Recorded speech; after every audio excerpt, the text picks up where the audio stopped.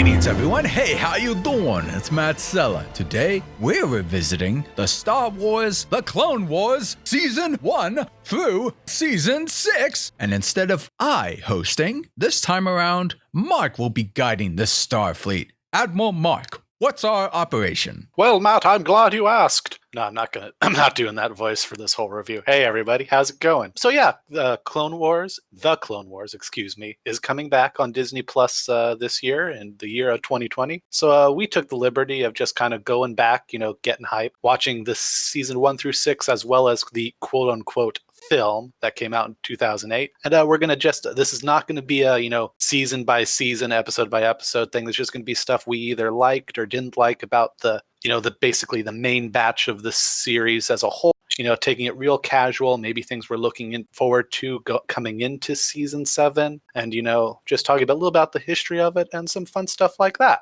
Sounds good by me. Right. So like I said, first thing we have to kind of talk about is the quote unquote film that really launched this series. Yeah, I want to ask you, was that like a TV movie premiere thing? Here's the craziest thing. I actually remember it being in theaters. What? So yeah, it's called a film. I guess it technically qualifies as a film. It was, released in theaters. I didn't see it in theaters. I remember seeing the poster and being totally confused by it way back in 2008. Must have been a limited theatrical release then. No, I just don't think it made any money. Maybe it was a limited theatrical release, but a lot of people really hated it. The character of Ahsoka debuted in there, I believe, and she got a lot of flack, though she would eventually go on to become a fan favorite. It does have the distinct bit of history as being the first Star Wars film not to be distributed by 20th Century Fox, because it was, I believe, done by Warner Brothers at the time, because especially it's very weird for us to say this, in a Disney-esque Star Wars future, that this series actually premiered on Cartoon Network, so Warner Brothers had a distribution of this for a good while before, all the big corporate shakeups we now have come to see in recent years. Oh yeah, it premiered in Grauman's Egyptian Theater. Wow. Okay. That seems like way too high profile for the TV movie. But I guess since I just said TV movie, it really feels like that. This is not a real movie. This is like a bunch of episodes that were kind of just strung together. And really there's episodes in season 1 and 2 that you need to watch to actually get the full breadth of the story anyway. It's really weird. Since the film is kind of its own isolated thing, I guess, Matt, what did you think of the film? Well, first things first, to kind of echo the apprehension there, yeah, it did kind of stink in a way. I don't think that's not a hot take. Yes. Well, this might be a hot take right now. Oh. One of the reasons why I have trouble reviewing 3D animated shows, or even not movies per se, but shows, is because of how quick and efficient they have to be done. They have to hit certain markups and all that. And so a lot of attention doesn't really go into the animation too much. So it's very stiff robotic animation for the most part. And this was back in 2008, I believe, at least when this came out. And my God, the body mechanics and all that were just terrible. And the facial animation was so limited, as well as the lip syncing, that I just had trouble taking it seriously. Now, the animations and the visuals certainly get better as the years go on for this series. But no, especially for this movie and the first good chunk of this series, in my opinion, the animation is atrocious. The characters look wooden. I think some of that kind of doesn't help the fact that it sort of pulls the designs more from the original Clone Wars series that sadly is no longer canon, and it had a very stylized look to it. But yeah, animation-wise, not very good, especially for the TV movie here. Worth noting, Christopher Lee does reprise his role as Count Dooku for this. And that was actually, looking over the reviews at the time, considered one of the highlights for this film. And I know we're jumping ahead a little bit here, or at least I am. There are actually, I think, at least 1 or 2 original Star Wars cast members who do reprise their role in the later series. No, yeah, we get a few people coming back. I believe the actor for Jar Jar Binks comes back for an episode or 2. And Liam Neeson returns to play Qui-Gon Jinn in a couple episodes. Right. Oh, actually, right here in the movie, Samuel L. Jackson actually was Mace Windu in this. And of course, Anthony Daniels, he always C3PO and everything. That's not a big stretch there. Although I will argue, I think there were a couple early episodes in season 1 or 2 where it wasn't him. Where it wasn't Anthony Daniels? Yeah, I mean, I didn't check the credits of that one, but when C3PO first showed up, it didn't sound like Anthony Daniels to me. Like, it sounded like a kind of a semi-poor impersonator. But as the later seasons went on, yes, he returned to voice C3PO. Huh, that's actually shocking. I'd have to go back and check that myself because, like, I could be wrong,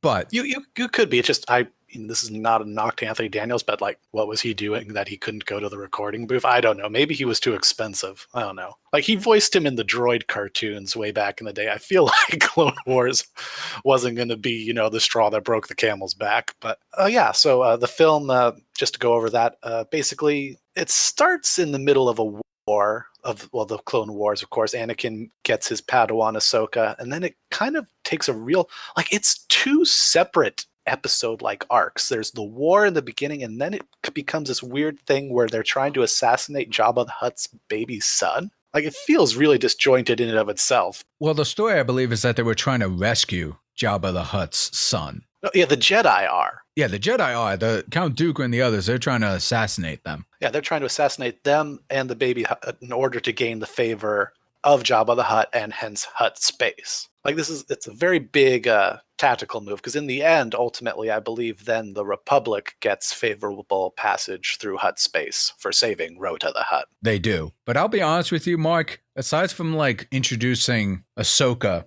and kind of like the main duo or the main cast of the entire series, I actually don't remember the movie that much. That's fair. I feel like if I were really to, put a Star Wars blaster to a few people's heads, they really wouldn't remember, honestly, very much. I will say, I've never seen the Clone Wars show until recently in preparation for the season 7 review that should be coming up this month. But I'm going in as fresh as possible. And so the first time I saw Ahsoka in this, I was kind of taken aback because I remember seeing like footage or images of her later on where she has like the full attire or whatever. But when she comes on, she kind of has like this weird childish motif and like this tribal-esque kind of like outfit on. And I knew she was shorter than Obi-Wan and Anakin, but not that short. And something about her face just does not look right to me. That's fair. Like, a lot of these models would be tweaked later on, and in my opinion, for the better. And Ahsoka's is definitely one that, like, I think for me, the weird thing is like her head like seems too big for her neck at some times in some shots. Like, it's just going to snap her neck. Oh, like, is yeah. that a fair assessment to say? Anatomically speaking? Oh, yeah, no, their heads are definitely enlarged for the cartoony effect. I think for me, what didn't work for me in Ahsoka, at least implying that she's supposed to be like a kid, maybe borderline teenager, is, I don't know, just the detail they did with her nose and mouth seemed a little too defined for someone of that age, at least to imply that youth. Like, she kind of has like a young woman face, but on like a kid's body, and I thought that was really bizarre. Yeah, I feel like the angular design really doesn't help with that. Like, things are very prominent in the designs for a lot of these characters.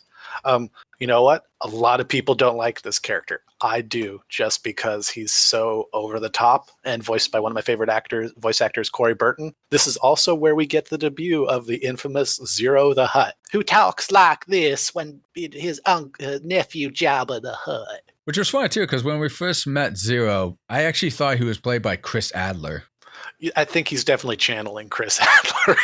Because he kind of sounded like a chicken and, what was it? What's a blue bunny's name again? Buster Bunny? Buster Bunny, yeah, he kind of had a little bit of that. Oh, yeah, he really, oh, God. Now I just want to know the alternate reality where he is actually voiced by Chris Adler, because, like, God, that just sounds both brilliant and horrifying all at the same time. Chris, if you ever want to get on Matt's show, he's available. I'm available too. But yeah, just I think that's really all that needs to be said for the movie. We can kind of get into the main series going now. But just since I mentioned it, Feather and Corey Burton's cap here, moving forward, he would be the voice of Count Dooku, because I guess originally he had been doing just sort of the scratch track, the demo version before Christopher Lee would come in and do the lines proper. Christopher Lee literally heard him do the lines, and like, also, I don't think Christopher Lee really wanted to be doing like a kid's show or whatever. But feather in his cap, Christopher Lee went like to George Lucas and just said like, hey, this guy sounds exactly like me. Why don't you just use him? So like Corey Burton, take a bow. Take a bow. Oh yeah, no, he definitely did a fantastic job at simulating the Christopher Lee voice. And which is funny too, because given our history of how much we like hung out together to play games and stuff, it's funny too that I also hear a lot of like Yin Sid in him as well. Yes, Yen Sid is definitely, if not exactly the same voice, definitely channeling Christopher Lee in his performance there. And also back when I think Kingdom Hearts, like after Kingdom Hearts 2, whenever Diz made an appearance or Ansem the Wise made an appearance, Corey Burton would voice him as well. Yes, especially after Christopher Lee's passing. Oh, absolutely. But yeah, let's move on now into the main series here, starting in, again, 2008, and pretty much running all the way until the Disney purchase of Star Wars in late 2012. It had episodes that Lee kept going all the way in 2013. It was sort of I don't want to say victim per se, but ultimately cut short by the Disney purchase and Disney ultimately wanting to, I think, kind of do their own thing, moving forward. Also, I don't know how, especially with at the time, the series being, they probably didn't want a series they owned, Lock, Stock, and Barrel, airing on Warner Brothers networks, just as a competitor.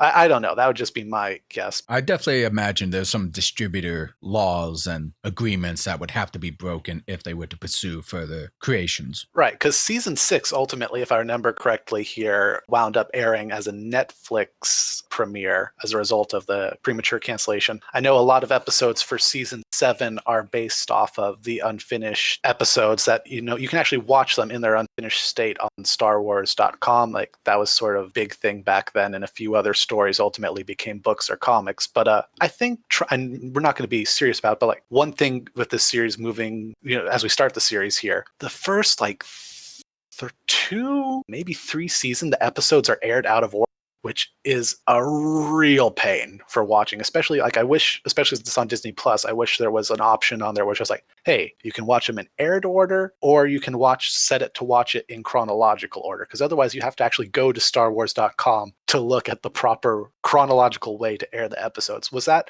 a bit of how did that treat you, Matt, like going into the series? Oh yeah, no, that was a real pain in the ass. Like I asked you, okay, what's the chronological whatever order of this? I went through a list and occasionally I deviated by accident, but almost every time the episode ended, I had to go back to my computer and say like, okay, what's next? Okay, this is next. And yeah, it was kind of a pain in the ass. Right. Now, thankfully, the series ultimately dropped that. I'm not sure why it even started with. I remember there was some reason I heard back in the day. I think it was to make it sound kind of like, because it starts with a almost like old timey newsreel, like you would hear like during the wars in the past in the movie theaters with a battle across the blah blah blah blah blah. Oh yeah, by Tom Kane. Yeah, so I don't know if maybe it was meant to simulate, you're going to the movies, it's not going to be a regular news broadcast the way we see it today, so you wouldn't maybe necessarily get all the pieces at once. My comment about that in terms of the narration coming up is I feel like it was an alternative to the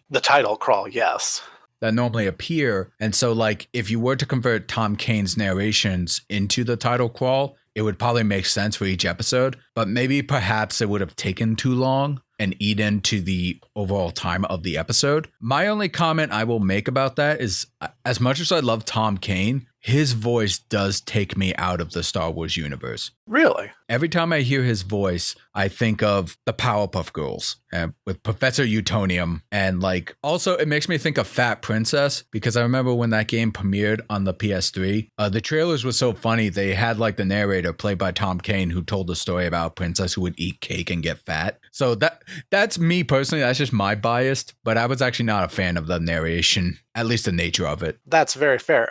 Fun fact, Tom Kane voiced Yoda in this series as the regular voice of him. I think Frank Oz maybe came back for 1 or 2 episodes. I don't remember if it was in the beginning when he's with the Toydarians and, it's the whole game with Ventress there or what. But like Tom Kane does a pretty solid Yoda, I think, for this series. I think everyone can do a Yoda impression, but kind of channeling him just right is pretty hard. Yeah, I would concur with that. And while we mention that, one character early on in the series I actually like, who kind of becomes a recurring character, and I hope we actually get to see his proper demise with the completion of season 7, and he's not just killed off in the weird unfinished episodes. Admiral Trench. What did you think of that character, Matt? The tarantula general for the Separatists. I don't know why I really liked him. Oh yeah, I forgot about him. Yeah, like he comes back like his whole thing is like he's just ridiculously hard to kill. Like even at his debut, like people assumed he had been dead for years. Well, yeah, he's a very calculating character, if I remember correctly. And well, he occasionally would stroke his mandals or something, and then do his like.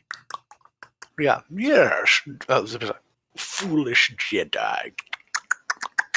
Yeah, he was kind of stroking them like like an admiral would like stroke like his mustache or his beard or something. Yeah. Well, I mean, I'm sorry to say he didn't leave too much of an impression on me at the time, because I think he appeared at the book end of the series. Like he was at the beginning, and then I think he made an appearance in season 5. That sounds about right if I were to really look over it. But I don't know. For me, out of all the original characters for the series, especially the earlier ones, I don't know why I gravitated towards Trench. I don't know why. Maybe it's because I mean, it's a very basic design. It's a humanoid tarantula, but I don't know. Something about that seems Star Wars-y to me. I don't know. No, that makes sense. For me personally, reflecting on like the entire seasons, because I'm not really sure which order we're going in right now. Yeah, well, right now we're just kind of like, let's say like we're talking about season 1 through 3 at the moment, sort of like the earlier stuff. Okay, so like talking about some characters that I kind of liked at the beginning, and he appeared throughout of it, was the pirate captain Hondo. Voiced by the great Jim Cummings himself. Now, his character, in some ways, or at least the voice of Jim Cummings, did take me out of the world of Star Wars a little bit. But what I think I appreciated about his character throughout the 6 seasons is how consistently his personality was when confronted with either the Jedi or the Sith, or more specifically, the Separatists. And I like the fact, like, even when he was backed in a corner, he still had that swashbuckling persona going on. He just felt like a character who was really in control, and even when he was not in control, still kind of put up that front, but you can tell something was not going his way, and he was worried. No, yeah, I think it's safe to say Hondo is much a fan favorite. I think thanks to a very consistent characterization, like you said, and as you said, also his voice maybe takes you out of it a little bit. Like I think Jim Cummings does sell that character and make him work. I cannot think of really any other way of how they could have done it without him, to be honest. And he is not a straight arrow either, because I mean, he does some pretty despicable things, or implies some pretty despicable things, because kind of like teeter-tottering around, in my opinion. Like Star Wars for me has always been like a black and white kind of series. Like you got your good, you got your bad, and if you got your bad, it's pretty like basic type stuff. But there are some like real undertone sociological issues that come up, and some of the things that Hondo does lead to more adult situations that are pretty grimacing. So I found that to be fascinating that they kind of explore that a little bit throughout the series. But at the end of the day, Hondo does have this relationship with the Jedi, particularly Obi-Wan and maybe like Ahsoka and the others. So he's not truly bad. Yes, he's a greedy pirate, but he knows when to make an ally when that's important. Right. And I think Hondo, especially like earlier on when he is a little more, let's say, morally gray, I think, especially in the early seasons, that's a great insight into the direction I think this series as a whole ultimately went. Like, would you say that's a fair statement, especially when it comes to Jedi, how we perceive them, and even the Clone Wars in general, and the more deeper stories that come on in the later half of the series? I think so, but I'm not 100% too sure how it aligns with my perception of the Jedi, the Grand Council, and the Separatist movement. Because in my mind, I don't know, I have like certain biases against the Jedi a little bit, but we'll probably get to that later. Yeah, of course, also in the earlier seasons, we start the development of, the clones themselves as individual people, and, seeing a group of cadets and recruits going through the ranks and things like that. One of the last complaints that I can have about the first couple seasons, I will say, Mark, is I know it's a Star Wars tradition in almost every movie to have somebody say in some form or manner, I got a bad feeling about this. They ran that in the ground in the first few seasons, and it drove me nuts. First few seasons, I would say the first few episodes, but okay. Especially when you're binging this, trying to catch up in time for the premiere. it just got so effing annoying that I'm like, I don't ever want to hear that line ever again. I do think it's safe to say the first few seasons, dialogue is abysmal and, very non-organic. I think it's definitely has that prequel dialogue to it. And I do think it ultimately does get better. But yes, like if you are someone who's like, God, I hate it when they do that, even just in the movies, like beware in the beginning of this series. I got a bad feeling about this. And a few other things kind of pop up a lot. And it feels forced, if you will. Yeah, that's a pun that will be unintentionally said a lot. And intentionally said a lot. Thank you very much. But yeah, moving forward, a lot of people consider the film in season 1 and 2 to be the worst. It gets better at season 3. I kind of think a lot of the unfavorable elements, shall we say, kind of bleed into season 3 a bit more than people give it credit. Like season 4 through 6, we get some really cool arcs. I actually don't remember where it fit in the seasons itself. But Matt, you had a favorite arc actually with a Jedi General and his sort of turn. That I did. And I'll give a little bit of a background here. When the original movies came out and we got the idea that the clones were clones of Jango Fett, and they were kind of like hive-minded to become loyal soldiers and all that. In the earlier seasons, we did get establishments of a couple clone soldiers that we were going to follow throughout the series. And so it was really interesting to see that they don't just identify themselves as their clone numbers, but actually gave themselves nicknames based off of like what they do or what they like. So I really like that we humanize them to a certain extent, while I know in hindsight, eventually Order 66 will make them turn on the Jedi and kill them. Now, a couple of arcs that we had actually explored the characters of some of these clone troopers. And apparently there was this one arc that Mark has told me that apparently people don't like, but I actually found it really fascinating. And that was the arc with General Krell, who was a Star Wars dude with 2 dual-wielding lightsabers, who was commanding Rex and his unit into how to take down and claim an alien city. And just the entire arc to me was fascinating as hell, because Anakin was the one who originally ran the operation with Rex and had some pretty good strategies of how to like maintain the troops while still be able to conquer the enemies. But because Anakin was called away and Krell was assigned to take his place, Krell did not want to have any of these sneaking plans and instead just wanted the troops to force them way forward into the carnage. And so that led to a lot of death, and Rex and the others were not having it. Till eventually it was revealed that Krell was actually planning on executing the clones, which was really fascinating to me, because you had this Jedi who, for a while, Mark, I actually thought he was testing Rex into how to be a good leader, because there were a couple times where Rex knew that his troops were going to be killed if they proceeded, but actually found a way to conquer it without losing much troops. And Krell kind of had a look to him where he's like, yep, that was my plan all along, to have you grow as a leader.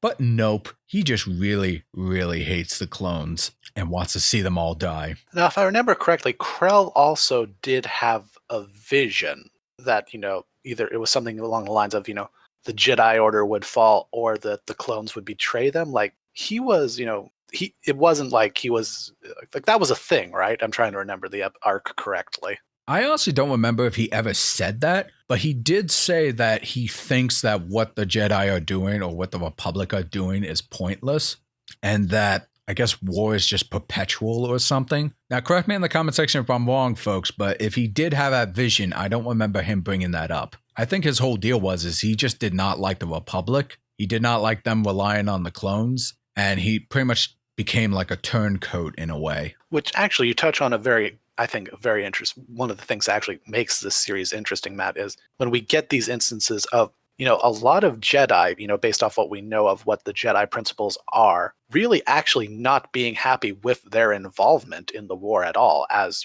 supposed peacekeepers and, intermediaries to conflict, as opposed to being actual generals and things. Yeah, no, there's definitely a lot of that going on throughout the series. So kind of jumping ahead a little bit here, I think the reason why I didn't like the first couple seasons, not only because the animation was pretty bad, but a lot of the stories were a little juvenile or just simple. And I don't think it was until we got the episode, the Jedi Twilight, the one with the blue skin. They go to this planet. They try to protect this species. Is that the one with the lemurs? Yes. And they didn't want to take part in any form of war. They didn't even want to bother defending themselves. And I'm not going to get into that episode, but pretty much at the end, the question is like, is violence really the answer or not? And when is it right to take up in arms to defend yourself? So there was actually some philosophical questions to be asked in that episode, and I found that to be fascinating, but it didn't really pick up until like maybe later in the seasons where it's like, what does this war really mean? Is what the Republic doing really the good side? I mean, we even got episodes with,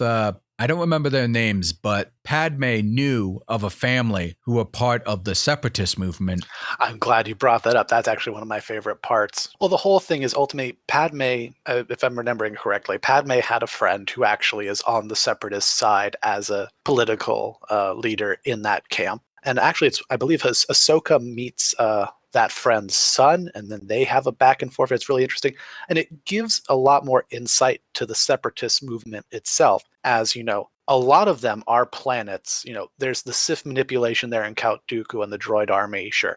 But a lot of them are actually planets that did not feel represented or, you know, truly equal or even, you know, adequately served amongst, because a lot of them, if I'm not mistaken, were outer world planets that didn't feel like they were really being acknowledged or helped by the Republic. You know, I think it's actually very interesting, you know, in that respect, you know. I agree. And I think that's what I liked about the seasons coming up is that we touch on a lot of these deep and sociological issues that could arise to a government of such size of the Republic. And I think that's kind of like where we had our conversations, Mark, where yes, we all kind of agree. While I enjoyed the prequels as a kid, script-wise and pacing-wise and all that stuff, it's not really well done. But George Lucas really does have down the world-building lore and storytelling to a T. He has a vision. He knows how the world works. And when given like this television format, he can really let that unravel pretty damn well, in my opinion.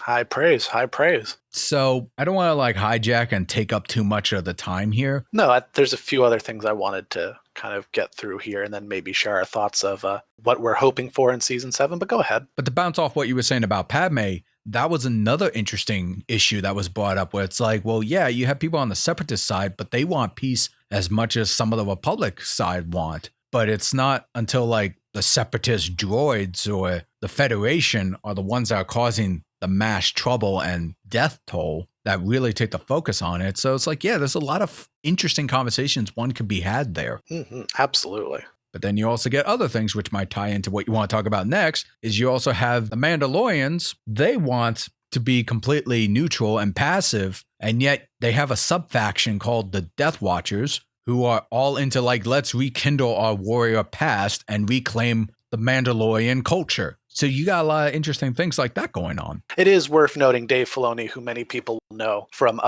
this series, you know, Rebels, and then, you know, the Mandalorian show itself was even at the start very big on the Mandalorian culture. So that's definitely where I think we get those deep vibes.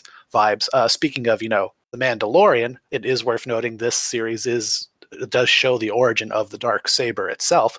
What did you think of that, Matt? Because had you seen it in the series before The Mandalorian, or was this when you then went back something that you were then like, oh, cool, so that's what that is? What was that for you? I'll be honest, I was kind of like in the middle of the road with that, because I remember when I first saw the Darksaber, spoiler alerts, at the end of season 1 of The Mandalorian, I was thought, oh man, that's really cool. And then you told me it premiered in the Clone Wars. I was like, oh, okay, that's interesting. And then when they finally showed it, I was like, oh, there it is.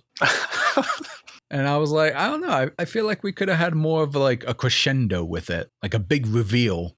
That's fair. You're looking at it sort of backwards as opposed to the way I've seen it. So that's very fair, especially with, I think, a lot of the hype that's been generated with its debut in the Mandalorian show. I think that's fair to say. Yeah, I mean, I don't quite remember exactly how it came about, but it would have been cool where it's like the main Death Watcher guy would have fought Obi-Wan with like whatever means before, and then when he gets backed up in a corner or like the bad guy starts to lose a little bit, then he takes out the Darksaber, and then we're like, oh shit. So, but that's just my opinion. We'll just then also go over some What did you think of the Mortis arc, Matt? That's the one with the father, the brother, the sister, and it's basically the personification of the balance of the Force. What did you think of that? It sort of becomes its own little side thing because it winds up being one of those episodes where it happened, and like things are revealed. Like Anakin has a vision of him becoming Darth Vader, but ultimately it doesn't matter because everyone gets mind wiped anyway. But what did you think of that? Just speaking on maybe sort of the greater themes this series touches on the more mystic side. I think that's a really interesting idea, but because of the mind wipe, it kind of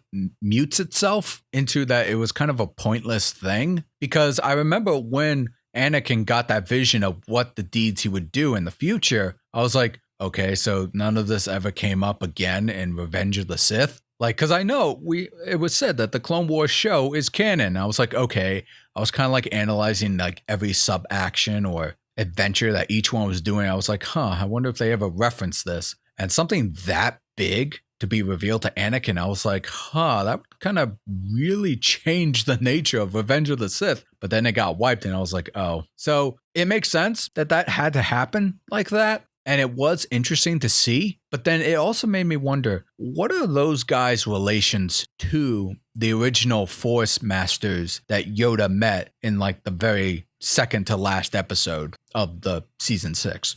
When Yoda goes on his little side journey and ultimately, that's where he ultimately discovers, or at least gains knowledge of the ability of like the Force Ghost, like from Qui-Gon, right? Yes. Yeah. No, yeah, that's a very cool episode too. Like there's a lot of stuff when it comes to the more mystic side of the Force that like you run the risk of either over explaining it or not explaining it enough. And I think that's definitely one where, it's in the same series and it's kind of just like, how does that work? That never really gets touched on. As far as I can tell, with the Mortis arc, we did technically run into Force gods, which was kind of interesting, but I kind of wish they had more of a lasting impression on the overall story of Anakin, Obi-Wan, and Ahsoka. Maybe Ahsoka was the one who remembered a little bit. Even though she didn't see the vision herself, she knows that there is something there. But I don't know if that was ever established. But I don't know. It felt a little fillery to me, but it was still a cool concept. Very cool. Very cool. Then I guess touching on Ahsoka then, as we kind of, I think things up, we're running a little late. But what did you think of Ahsoka's trial? And ultimately where she ended up at the end of this series for you?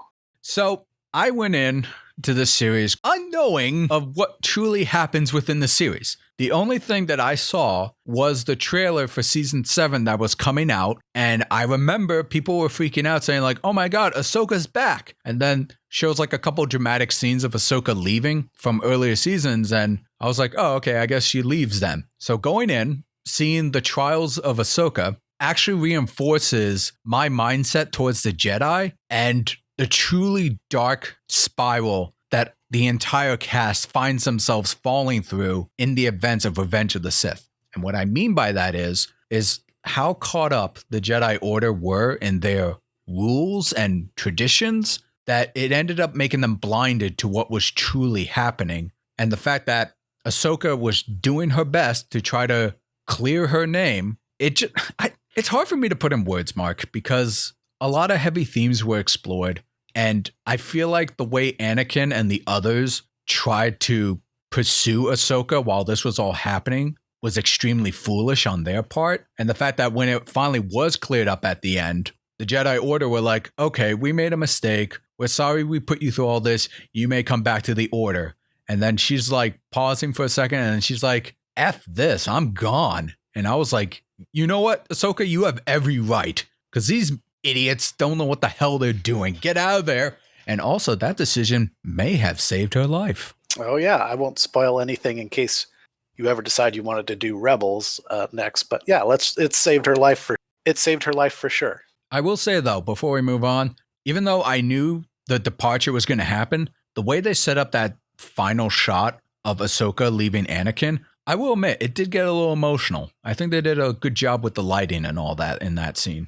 I would echo that. I think that's definitely when we see sort of the high points of where the series can be visually. But Mark, let me tell you about one particular arc that actually stood out to me the most. And it was actually one of the final arcs that we got in season 6.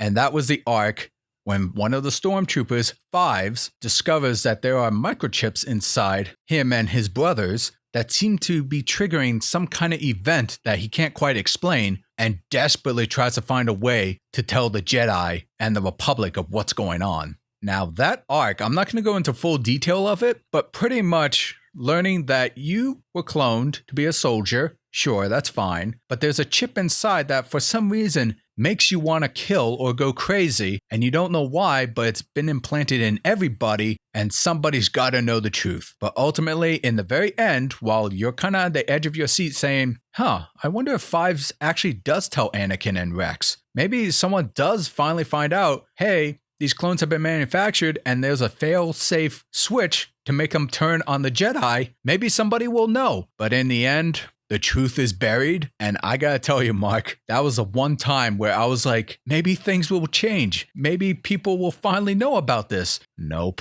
That's actually for me, like where I actually wrapped up in it emotionally and was kind of like, maybe he's going to do it. Maybe he's going to get the message out there or something. And just like right? in your heart, I mean, you think that, but just logically you're like, yeah, no, it can't happen. That doesn't work. That'd be like if kind of like the Mortis thing actually survived its event, but just like you feel for Fives in those last moments there. It's rough. Like you absolutely do, man. I think that arc really stood out to me because in my childlike heart, I was like, maybe things will be different. I want them to be different. But deep down, Revenge of the Sith happens. And I think that's a testament to, the arc itself, but I think even just the slow build going through the series of where they really kind of go out of their way to humanize the clones themselves. They're not just cannon fodder like they were in the movies. No, they weren't. I think that's what I'll say about this series overall. Despite having a really rocky first few seasons, I think it really explores the world of Star Wars in some of the dark personal psychological themes. Like they cover about how slavery is a thing, how the trade goes on with that, drug smuggling, conflicts of ideology, even though on the opposing side initially is the Federation and the droids causing harm, but there are good people on that side who are trying to make a difference. People who have hope think it's a better future, but the bad guys or those constructing this war just has way too much power. There's just a lot of adult themes in the show that were really exemplified later on that made me appreciate George Lucas and at least his world building capabilities. Yeah, I think, as someone who saw it in its prime and then rewatched it now more or less, I echo that. I think, certain knowing where things go in the future, I think it really strengthens that in me. And I think, as you who watched it, more recently for this and wanting to get into it, like, can you then see why for a lot of diehard Star Wars fans, I'm not saying all of them, but why a lot of people really swear by this, especially when in relation to the prequels and even just George Lucas's legacy on Star Wars? I think the show really made me appreciate the fan base side of Star Wars a little bit more. I still don't consider myself a Star Wars fan, to be honest with you. But with that being said, regarding what I said about the later seasons and how deep the storyline is, can I be honest with you, Mark? I am afraid of what season 7 will bring under the Disney banner. Because while I enjoyed The Last Jedi and I thought The Rise of Skywalker was just okay, after watching this series, I can 100% see why fans did not like either of those movies. And especially with my current complaint saying, like, I really don't feel like they had a vision for those movies. I feel like George Lucas had a plan with Ahsoka and all these other characters and some of the lore sprinkled in. And even though I don't know if he was like the head writer or anything like that, he was definitely the creative consultant and producer. I think for once, it finally felt like he was working with a creative team that could bring his vision to life, but also make it accessible for many other general audiences. And now it's under the Disney banner. I don't know, man. I feel like, because if you don't mind, I was going to ask you, should we speculate what we think season 7 should have or could have? That's tough, because I do know at least some of it should be a lot of the episodes that didn't make it out the gate by the time of cancellation, and like I mentioned, the ones that you can still watch in their rough form. But especially knowing where a lot of these characters move forward, having been brought into other series, it's going to be interesting to see. I mean, we would never know, but I would love to see if there were any notes on like where things were originally going to go, had the series run out its course versus where it things would go now, knowing where these characters will be in the future because of other material. Like season 7 is going to be very interesting, I think, for a lot of people, especially for real diehard fans of this series, just where it'll go and how it'll end. Because I mean, ultimately, we know how it will end, but not the more minute details of things with characters and such. Like, I don't think you're necessarily alone with some fans of wondering how season 7 will be handled. Because if I could add to that, season 6 kind of ended in a way where the Clone Wars, the events of the Revenge of the Sith, are clearly right around the corner. If it were up to me, my guess is season 7 would kind of have the Twilight angle of leading up to the Revenge of the Sith. And I would probably have it where the later episodes kind of reenact events from Revenge of the Sith, but tell it in the perspective of other characters that were established in the show, i.e. Ahsoka. And eventually, the final few episodes would be probably like almost immediately after Order 66. And I know, and this was spoiled to me because I have not seen Rebels or anything like that, but I assumed at one point Ahsoka would probably confront Anakin as Darth Vader. And it would be kind of interesting where it's like after Anakin was recovered by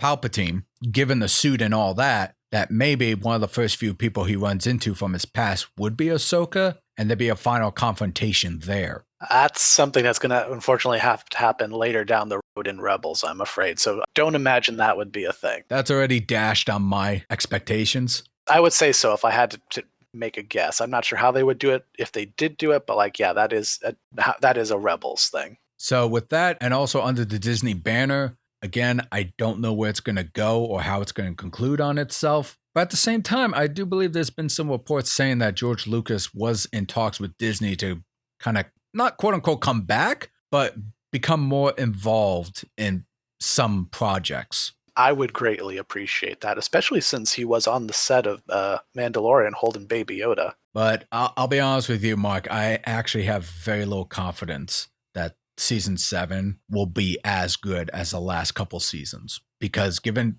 Disney's track record, I don't know. That's very fair. I think it's, again, safe to say, I think you're not alone in that opinion and of that concern. But I guess, with that said, that's a really good point to wrap up. If we're talking about characters, a few standouts. I know there's the fan favorite Cad Bane, the bounty hunter. How did you think of that character, Matt, real quick, just while we're wrapping up? I didn't care for him, to be honest. Really? He's a real fan favorite. I thought he was a little boring, a little typical. But I mean, he was fine for what he did. Like the whole like undercover that Obi-Wan did to like target this one criminal lord. It was kind of interesting to see him, but honestly, I thought he was kind of a one-trick pony in my book. He was like nowhere near as interesting as like Krell or Hondo or really any other of the new coming characters. But that's just my opinion. All right, then going into some of my favorite stuff. What did you think of then as, another antagonist? Really, a lot of antagonists seems to be making our list for characters that stand out for Mother Talzin and the Night Sisters. How did you take that, especially seeing a way that the Force is used differently in another culture besides the Jedi? I thought they were fascinating. I really wish we had more episodes exploring them a bit more. Because, I mean, we also have Ventress, who went through her whole arc with Count Dooku being betrayed and wanting revenge. I thought it was really interesting. I believe Ventress is still alive, so we might get more of her in the season 7. That is possible, yes.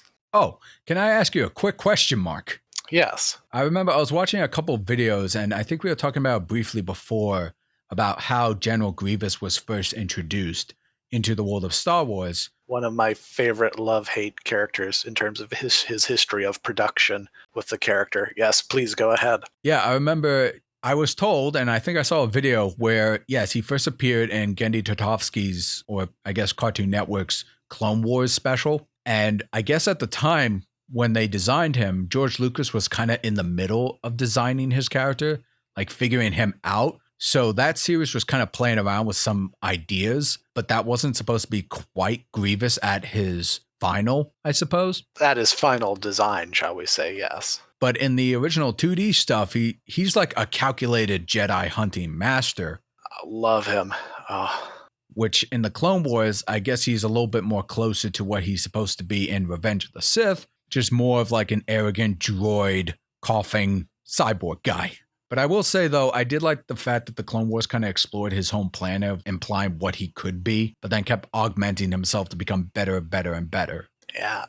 General Grievous, from a production standpoint, to me is the most tragic of the Star Wars characters, mainly because I remember watching the traditional animated version of Clone Wars and the promise of what he was versus what he became. And the series does kind of redirect him in many ways to kind of still kind of lined up with that stuff.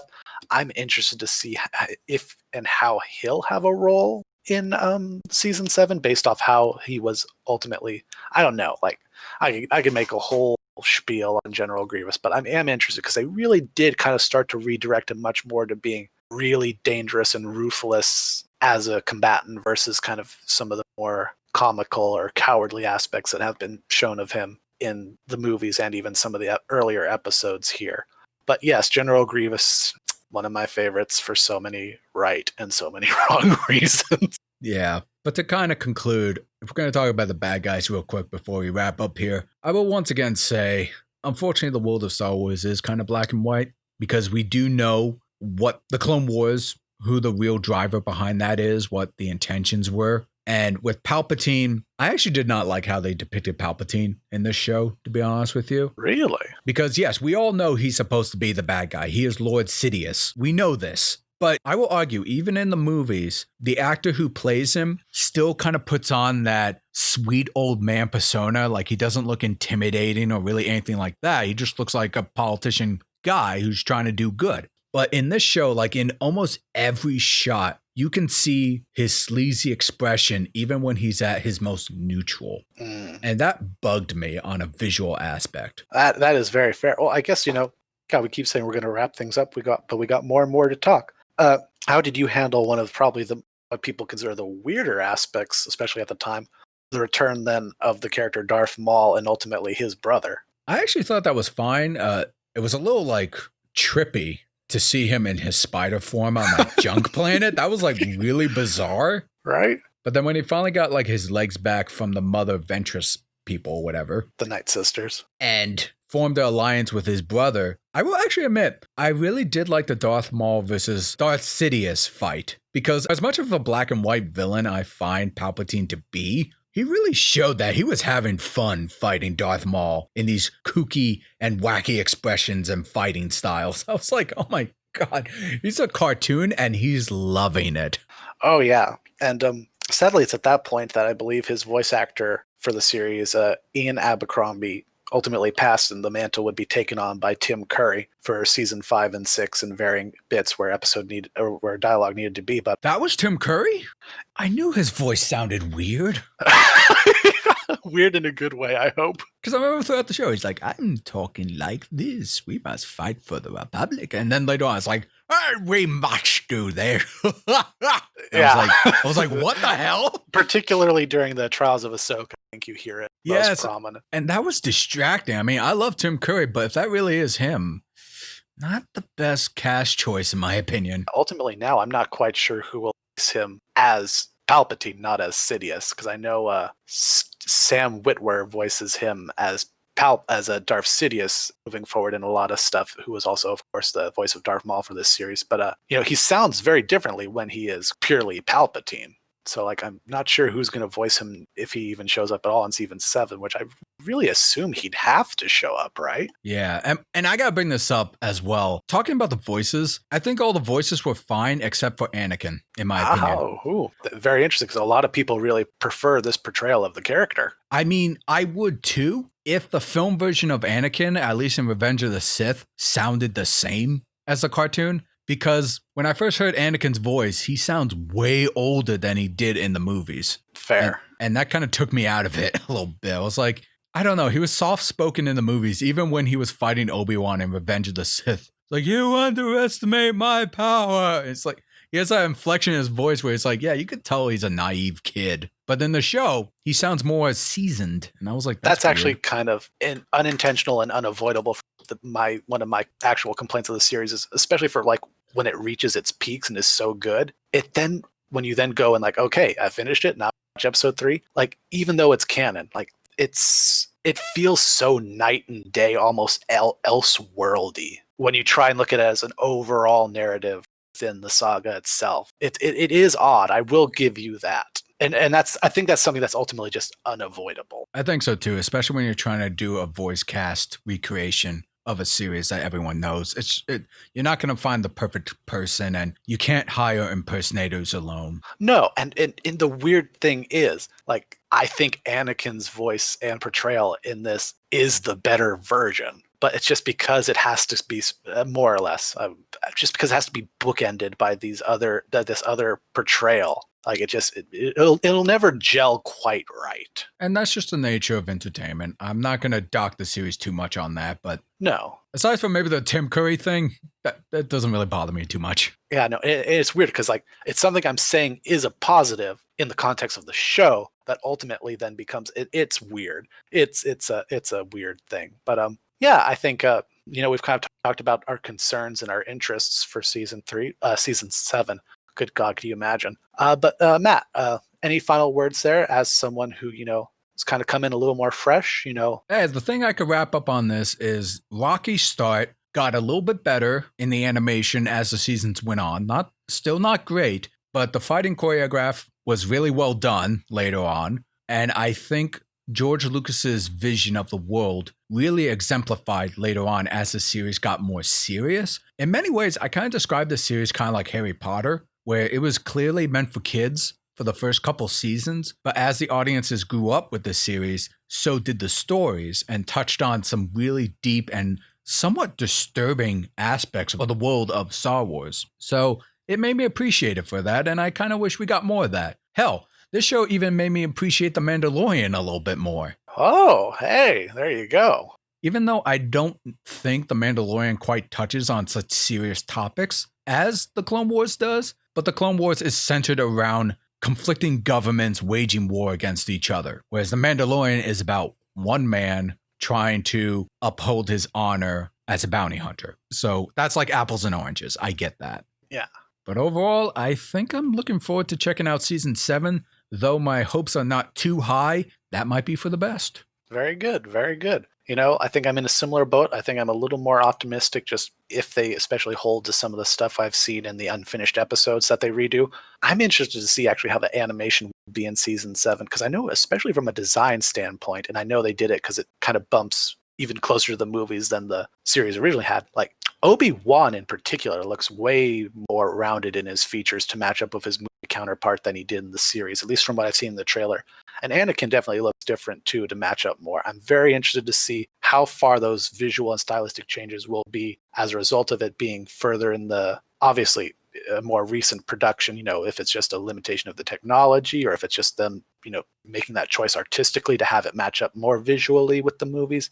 I'm very interested in that standpoint of where some things will be and how some characters will be portrayed. But yeah, I think, Matt, as your admiral and commanding officer of this Star Wars voyage, I command you to take us home. Yes, sir. Well, you heard our opinions on this season recap / revisiting of The Clone Wars, season 1 through 6. But now we want to hear your opinion. Let us know in the comment section below. Have you checked out most of the episodes? Did you like them? Did you not like them? What were some of your favorite moments? And what are some things that didn't quite click with you? Share your thoughts, join the conversation. Like, share, subscribe, and consider supporting me on Patreon or donate via Streamlabs. Links in the description below. This is Cadet Matt Sella. And this is Admiral Mark, hoping that for some weird reason maybe there will be an episode involving Jyn Erso's parents and the cool stuff I learned in that novel. Absolutely, sir. Thanking you all for tuning in.